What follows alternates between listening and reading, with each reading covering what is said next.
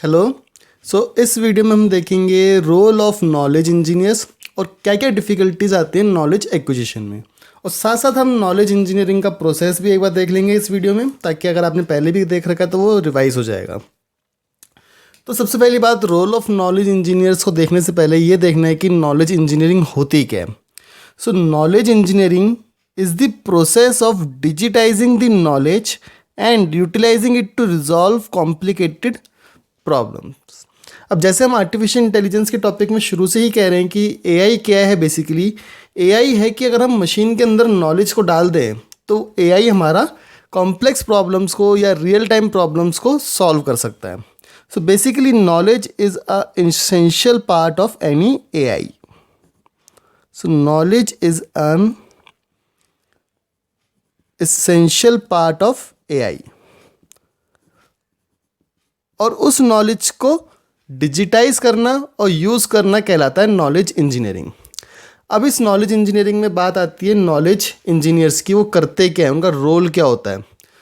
तो knowledge engineers basically persons होते हैं, डेवलपर्स होते हैं। करते क्या हैं, दे डेवलप दीज सॉफ्टवेयर और systems by gathering all relevant information and putting it into a systematic format.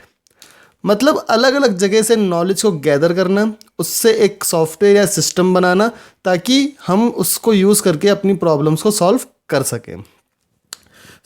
इनके मैंने यहाँ पे कुछ 5 टास्क लिखे हुए हैं, रोल्स लिखे हुए हैं, वो देख लेते हैं। सबसे पहली बात तो प्रॉब्लम को असेस करना। प्रॉब्लम असेसमेंट, कि प्रॉब्लम को ही असेस करके उससे रेलिवेंट नॉलेज को गैदर किया जाता है। देन नॉलेज स्ट्रक्चर डेवलपमेंट, कि जो आप नॉलेज बना रहे हो उसका स्ट्रक्चर क्या होगा, किस तरह से वो दिखेगी, क्या क्या उसके अंदर फील्ड्स होंगी, क्या क्या रूल्स होंगे, उस सबको डेवलप करना, डिज़ाइन करना। एक बार आपका स्ट्रक्चर बन गया, उसके बाद उसके अंदर इंफॉर्मेशन को ऐड करना, इनकॉर्पोरेट करना। Incorporation of information into the structure.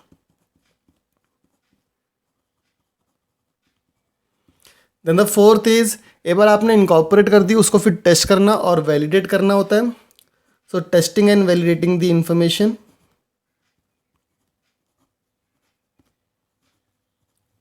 Testing and validating the information.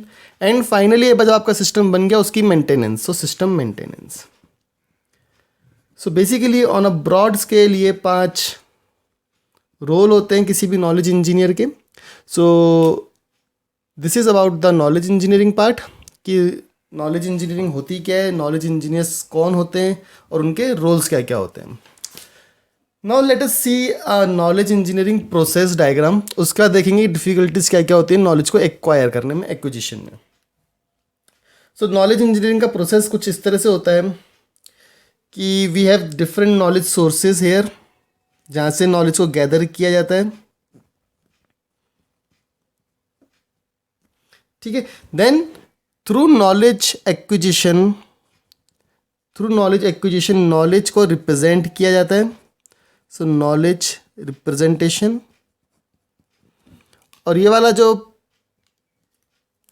Task है ये है नॉलेज एक्विजिशन, यहाँ पे कि सोर्सेज से नॉलेज को एक्वायर करके नॉलेज को रिप्रेजेंट करना। Knowledge acquisition. ठीक है। देन नॉलेज जो रिप्रेजेंट की है उसको एनकोड करना, ताकि हम एक नॉलेज बेस बना सकें। जैसे डेटाबेस होता है, डेटाबेस क्या होता है, collection of data. Knowledge base क्या है, कलेक्शन ऑफ नॉलेज। यहाँ पे एक एनकोडिंग की जाती है।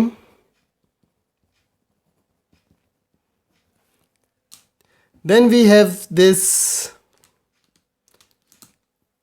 इन्फ्रेंसिंग और इन्फ्रेंस इंजन जिसको बोलते हैं generally.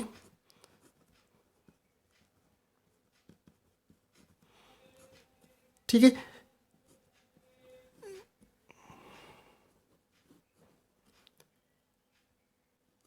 And using this we explain और जस्टिफाई एनी प्रॉब्लम। एक्सप्लेनेशन और justification of a problem is done here. ठीक है।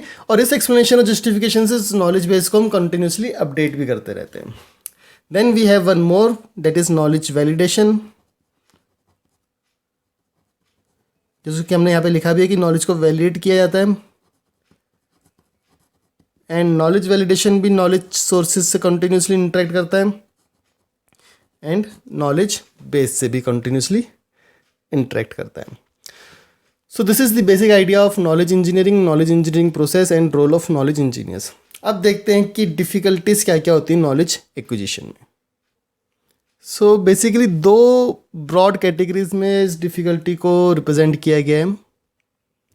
सो एक होता है पीपल फाइंड इट डिफ़िकल्ट, किस किस चीज़ों में दिक्कत आती है, और people attempting to acquire knowledge from someone find it difficult to, क्या क्या चीज़ें होती हैं। तो देखेंगे दोनों चीज़ें।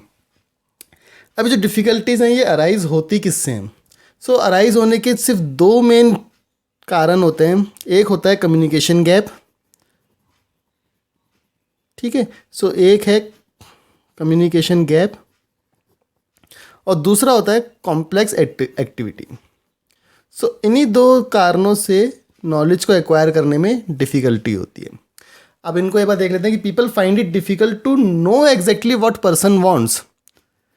कि कई बार जब आपसे कोई पूछ रहा है किसी चीज़ के बारे में तो हमें एग्जैक्टली पता ही नहीं होता कि वो क्या पूछ रहा है, उसको क्या चाहिए। So it is very difficult to know exactly what a person wants. Then give right amount of details.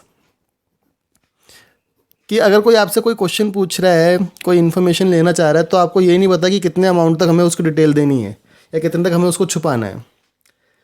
Then presenting the ideas in clear form.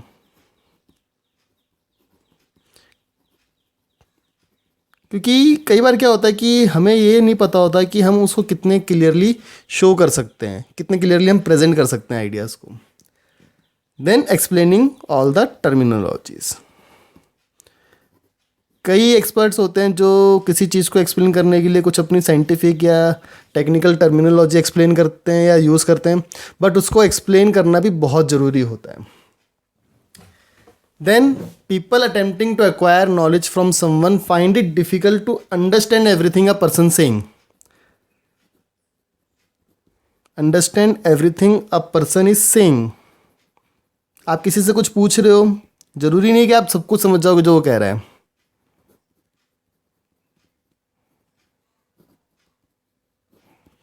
Then it is not easy to note or write down everything. Generally क्या होता है जब हम class में भी देखते हैं जो टीचर बोल रहे हैं हम सब कुछ नोट नहीं करते हैं, हम उसके कुछ नोट्स बनाते हैं, कुछ इंपॉर्टेंट पॉइंटर्स को नोट करते हैं। सो इसी तरह की जब आपसे कोई क्वेश्चन पूछ रहा है तो जो क्वेश्चन पूछ रहा है वो ज़रूरी नहीं कि आपके सारे आंसर्स को नोट कर ले। Then maintaining the level of understanding.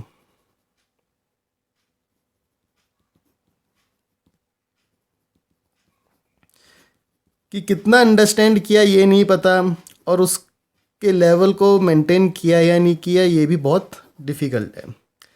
Then fully domain specific. कई बार क्या होता है कि हम डोमेन स्पेसिफिक नॉलेज को लेना चाहते हैं और ज़रूरी नहीं है कि जो सामने वाला पर्सन है या यूज़र है वो आपको उसी डोमेन के पर्सपेक्टिव से इंफॉर्मेशन दे रहा है। So these are some of the points which are common in knowledge acquisition difficulties. So this is all for this particular video lecture. Thank you for watching the video. Please subscribe to our YouTube channel for more such tutorials. Thank you.